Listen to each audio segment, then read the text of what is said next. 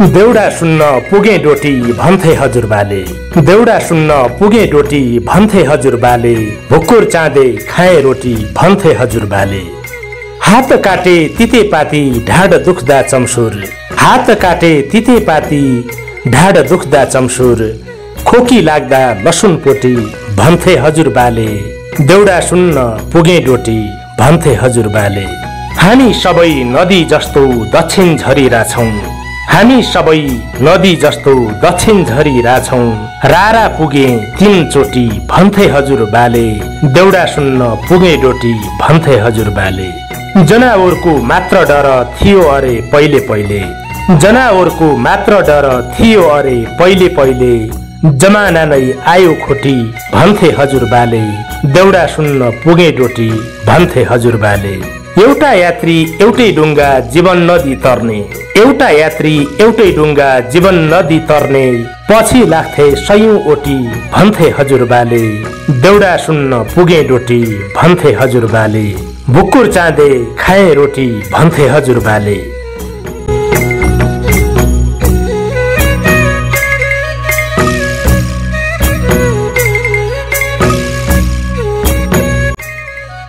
आदरणीय दर्शक श्रोता, श्री अन्तु 2 इलामका स्रष्टा मित्र एकु घिमिरेका यिनै गजल हरफसँगै कार्यक्रम अतीतको डायरीको दैलो उघारे। अतीतको डायरीको पर्खाइमा बसिरहनु भएका तपाईँ सबैलाई हार्दिक स्वागत एवं अभिवादन। तपाईँकै जीवनका भोगाईहरूको सङ्गालो कार्यक्रम अतीतको डायरीको यो नवीन श्रृङ्खलामा म हो तपाईको अन्तरङ्ग आवाजको सहयात्री साथी डम्बर विष्ट।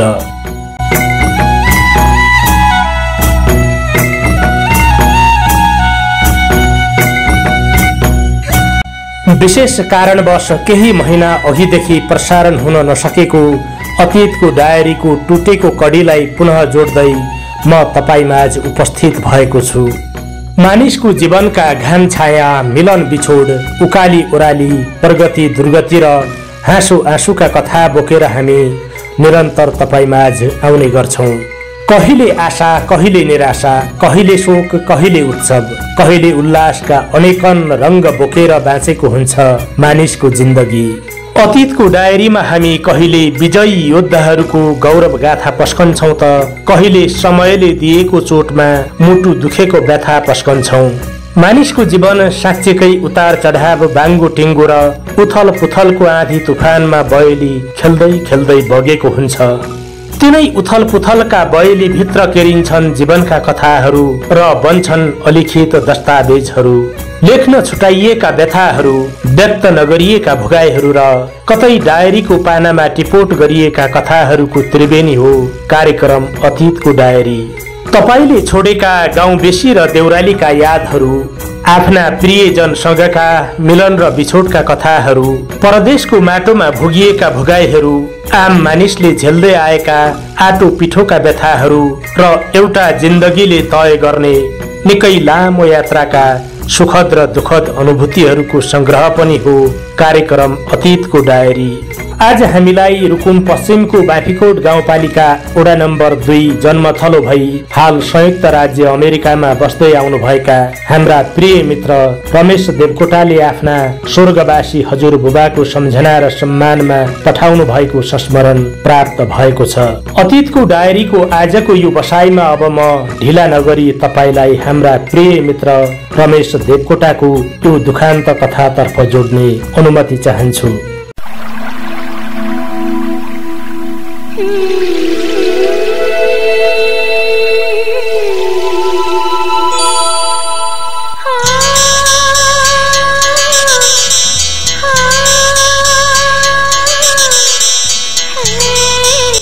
भनिन्छ यो संसारमा नरसाएको आँखा र नरोएको मन कसैको पनि हुँदैन।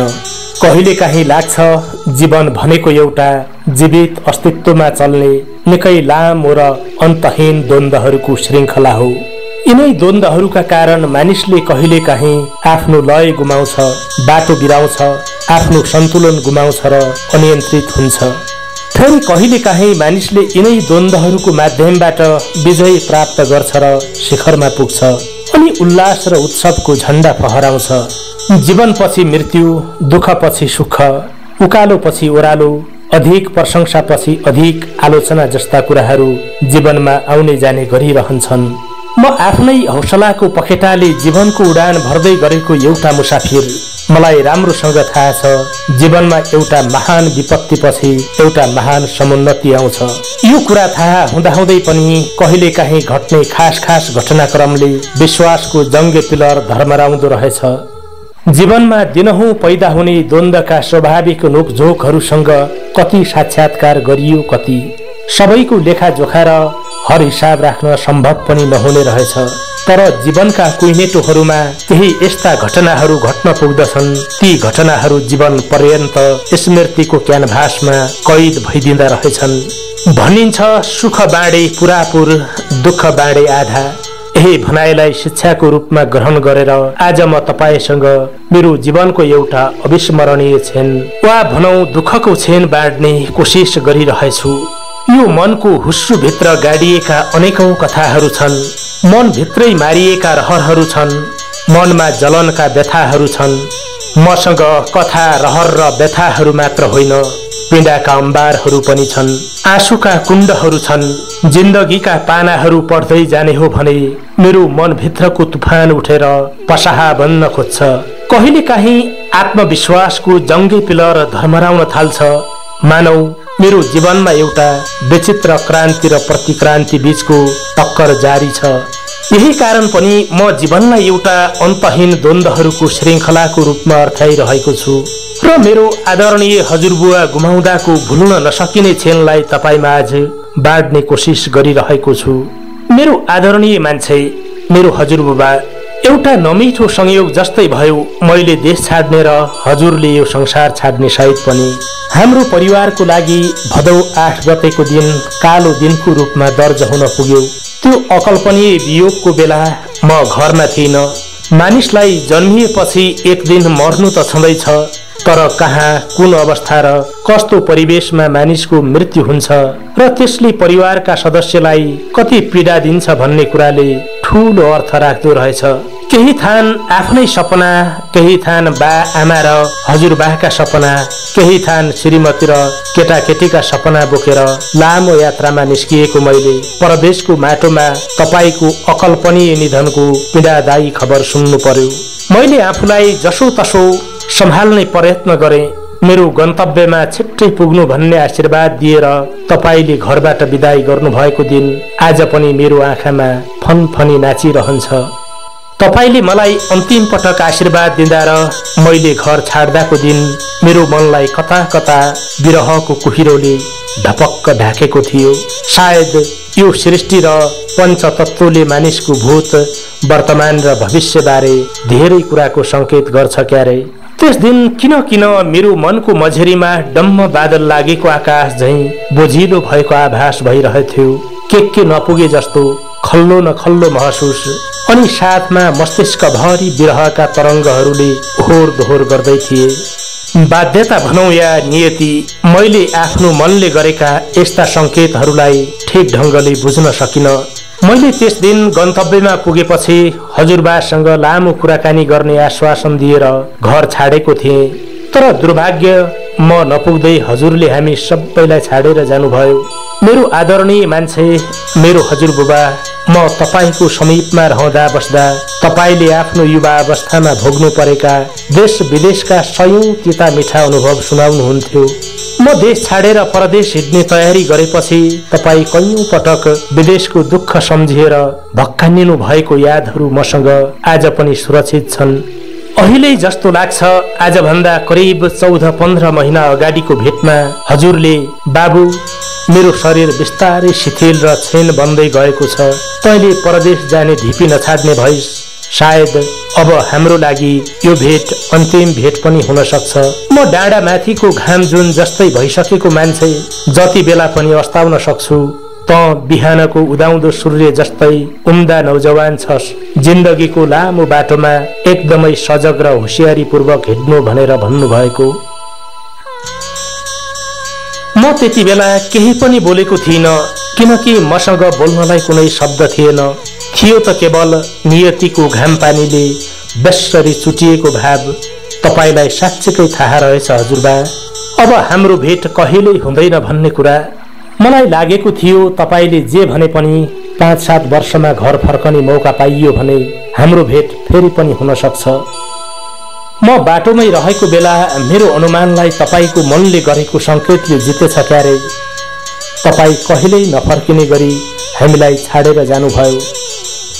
तपाईको भौतिक देहको अवसानपछि हामीले हाम्रो परिवारको सबैभन्दा ज्येष्ठ अभिभावक गुमायौं। समाजले एकजना अनुभवका खानी ज्येष्ठ नागरिक गुमायो। तपाईको निधनले गर्दा हाम्रो घर परिवारमा अपूरणीय क्षति भयो। हाम्रो घरको एउटा भरोसाको पिल्लर भत्कियो। मैले योभन्दा अघि कहिल्यै पनि परिवारको सदस्य गुमाउनुको पीडा भोगेको थिइन। परिवारको ज्येष्ठ सदस्य, अझ भनौं एउटा भरपर्दो अभिभावक गुमाउनुको पीडा मैले जीवनमा पहिलो पटक भोग्दै थिएँ। शरीरमा चोट लाग्दो हो त घाउ निको पनि हुँदो हो, चोटको पीडा पनि बिस्तारै भुल्दो हो। शुभेच्छुक शुभचिन्तकलाई यी यहाँ चोट लागेर दुखेको छ भन्दै घाउ देखाएर सहानुभूति पनि बटुल्दो हुँ। तर हृदयको भित्री पत्र च्यातिने गरी लागेको चोट न देखाउन मिल्ने न मेटाउन मिल्ने। परदेशको आधा बाटोमा लागेको यो असाधारण चोट मैले कहाँ व्यक्त गर्नु, कसलाई सुनाउनु। हृदय भित्र पीडाका छालहरू एकाएक सुनामी बनेर आउँथे र जान्थे। मनभित्र उठेका ज्वारभाटाहरूले धैर्यताको भीमकाय पहाडलाई निल्न खोज्दा म मुस्किलले आफूलाई सम्हाल्थे। 2079 भदौ 8 गतेको दिन थियो त्यो। त्यस्तै साँझको करिब 9 बजेको हुँदो हो। मोबाइलमा घन्टी बज्यो। घरबाट दिदीको फोन आएको रहेछ। मैले फोन उठाएर हलो भन्न नपाउँदै उताबाट हतार हतार हडबडाएको आवाजमा हजुरबुबा भन्ने शब्द मात्रै सुनियो। मैले हलो के भयो यति भन्न नपाउँदै दिदीले मलिन स्वरमा मेरो आदरणीय हजुरबुबा, हाम्रो घरको सबैभन्दा ज्येष्ठ अभिभावक अब यो संसारमा नरहेको अत्यन्त पीडादायी र अप्रिय खबर सुनाउनु भयो। मानिसले जब अप्रत्याशित रूपमा आफ्नो सबैभन्दा प्रिय सम्बन्ध गुमाउँछ तब मथिङ्गलले केही सोच्नै नसक्ने रहेछ। मैले केही सोच्नै सकिन। मन भक्कानिएर आयो। आँखाबाट गण्डकी र सप्तकोशी बग्न थाले। सकी नसकी मनलाई सम्हाल्ने प्रयास गरेँ। उहाँ 2-4 दिनदेखि अलि अस्वस्थ त हुनुहुन्थ्यो, तर मलाई यति छिट्टै हजुरबुबालाई केही भइहाल्छ भन्ने लागेकै थिएन। परदेशको आधा बाटोमा दिदीले मलाई जुन खबर सुनाउनु भएको थियो त्यो खबर मेरो लागि असाध्यै पीडादायी र अकल्पनीय खबर थियो। मलाई त हजुरबुबा अब यो भौतिक दुनियाँमा हुनुहुन्न भन्ने कुरा अझै पनि विश्वास लागेको छैन। मलाई अझै पनि लागिरहेको छ हजुरबुबा सदा झैं तिनै घरको पिँढी र आँगनहरूमा बस्नु भएको छ। सधैँ हाम्रो खबर सोधिरहने तपाईले मेरो हाल खबर सोधिरहनु भएको छ। पढाइको सिलसिलामा सधैँ जसो घरदेखि टाढा बस्ने म यसपटक भने अलि धेरै नै टाढा पुगेको छु। हजुरको दाह संस्कारमा पनि उपस्थित हुन सकिन। विगतमा घर जाँदा हजुरबुबा म आएँ के गर्दै हुनुहुन्छ भन्दै आशीर्वाद थाप्न जाँदा हजुर कति खुसी हुनुहुन्थ्यो। मेरो बाबु प्यारो नाति फर्किएर घर आयो भनेर मलाई निकै जतनले सुमसुम्याउनुहुन्थ्यो। घर बाहिर बस्ने मानिसले के गर्न हुन्छ के गर्न हुँदैन भनेर आफ्नो लामो जीवनका अनुभवहरू सुनाएर मलाई परिपक्व बनाउन मेहनत गरिरहनुहुन्थ्यो। प्रकृतिसँगको कठिन सङ्घर्ष गरेर बाँच्नु पर्ने तपाईको अर्ग्यानिक युगका रमाइला घटना र जीव श्रेङ्ग हुने कथाहरू सुनेर मेरो मन कहिल्यै अघाउँथेन। रुकुमदेखि नेपालगञ्जसम्म पैदल हिँडेर गरिने हाट, घिउका टिन बेचेर वर्षभरिलाई पुग्ने नुन लत्ता कपडा र चुरा टिकुली लगायत सौन्दर्यका सामग्री खरिद गरी घर फर्कँदा त्यसले परिवारलाई दिने असीमित खुसी र आनन्दका कथाहरू सुन्दा सुन्दै म कैयौं पटक तपाईको काखमा निदाएको छु।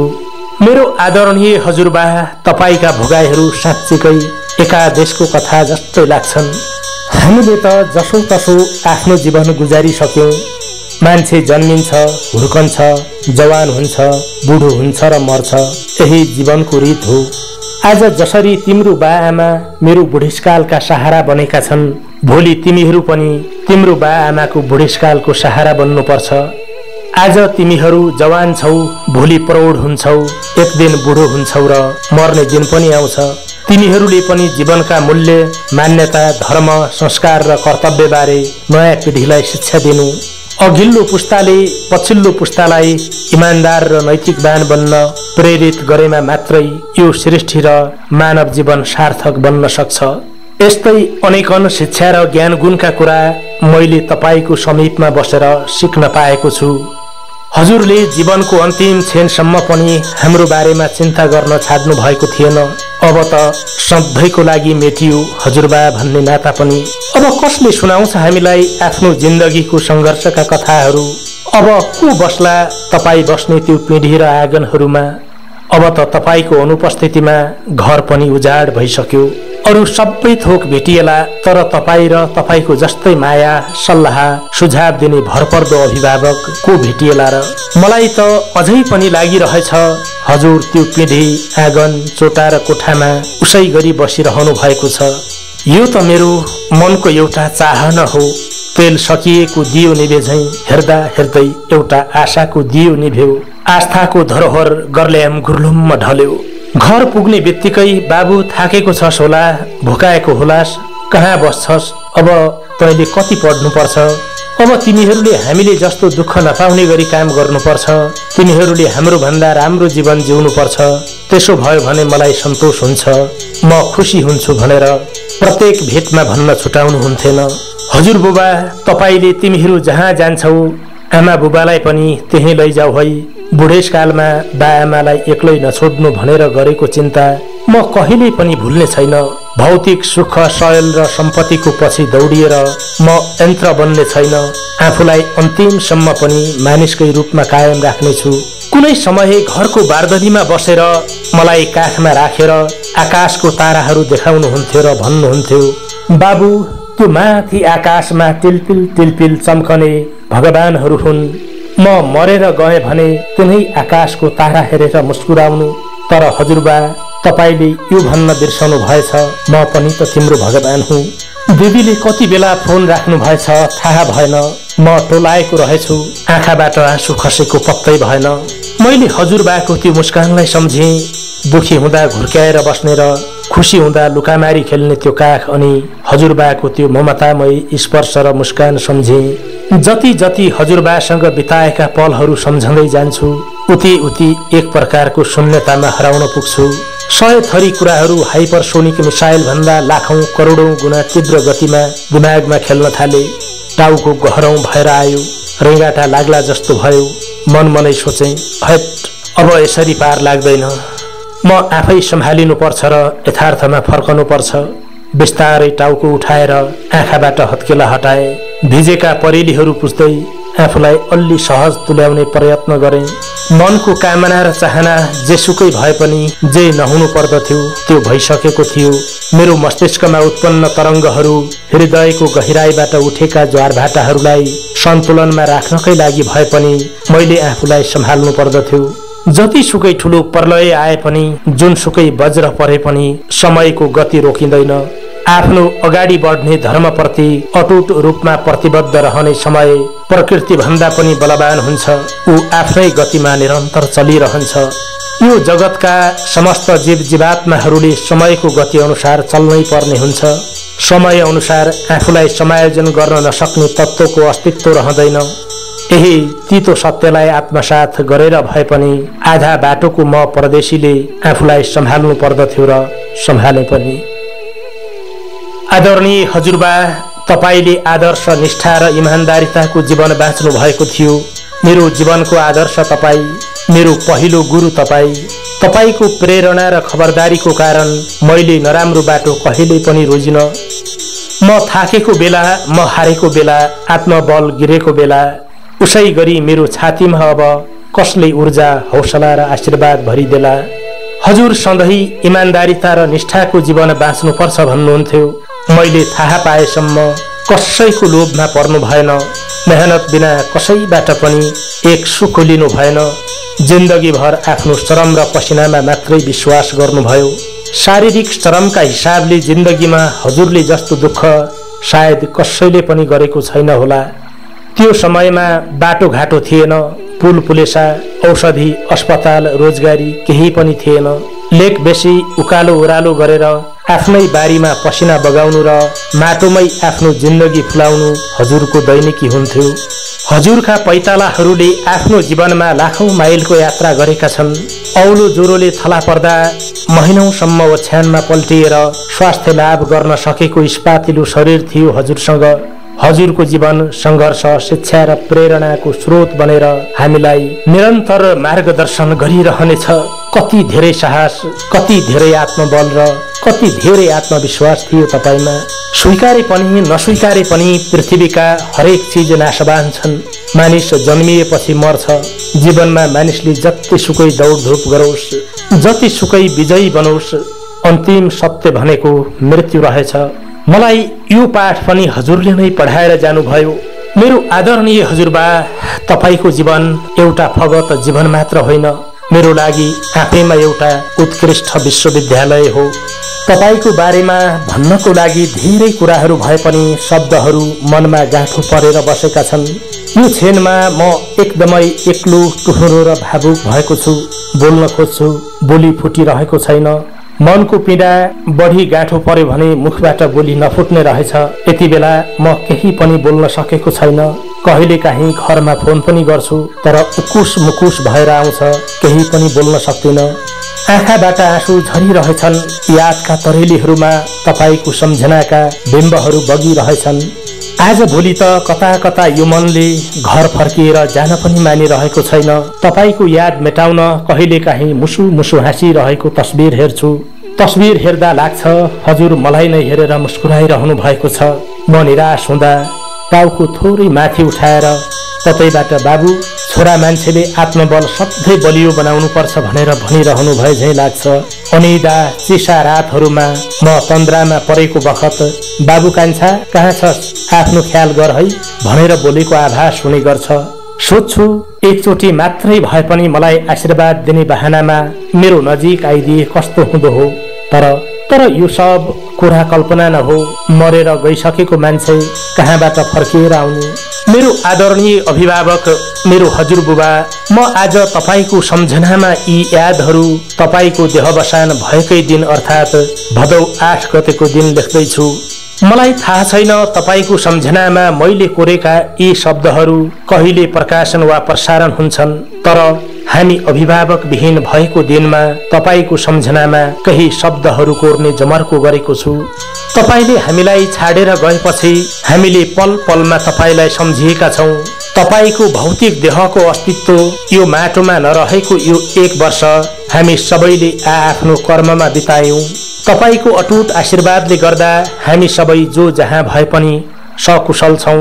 म घरदेखि निकै टाढा भए पनि हजुरको आशीर्वादले निरन्तर आफ्नो कर्ममा तल्लीन छु। यो 1 वर्षको बीचमा हामीलाई तपाईको अभाव सदैव खड्किरह्यो। तपाईले दिएको शिक्षा र संस्कारकै कारण मैले आजसम्म जानेर बुझेर गलत बाटो रोजेको छैन। तपाईको इमानमा आँच पुग्ने गरी मैले रत्तीभरको कर्म गर्ने छैन। तपाईका ती आशीर्वाद, सल्लाह, सुझाव र सँगै बिताएका प्रत्येक पलहरू स्मृतिका पानाहरूमा कैद हुनेछन्। मेरो आदरणीय अभिभावक, आदरणीय हजुरबा, धेरै धेरै सम्झना र श्रद्धाञ्जली।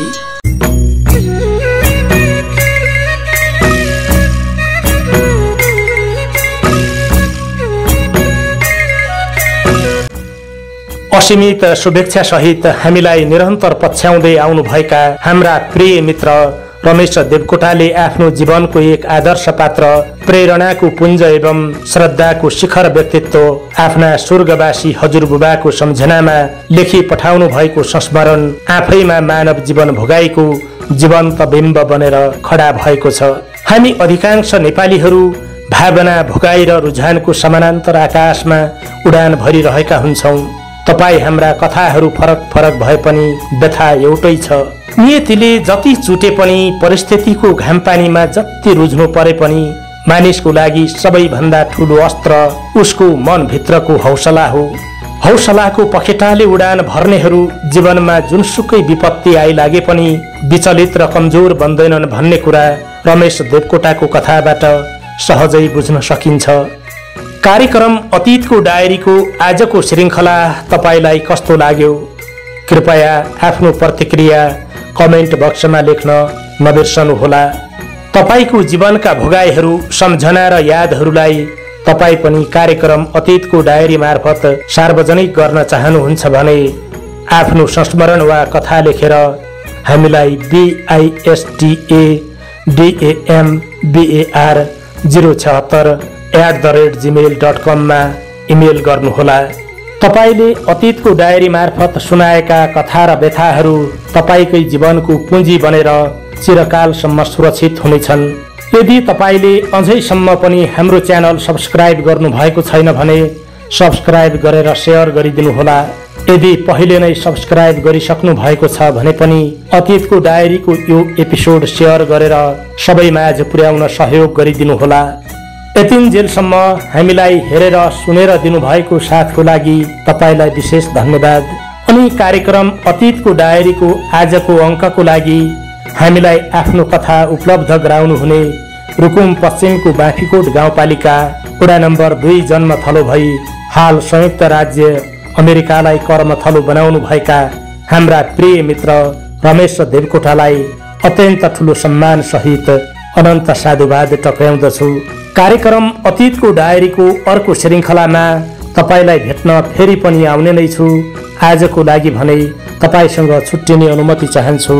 नमस्कार, शुभरात्रि।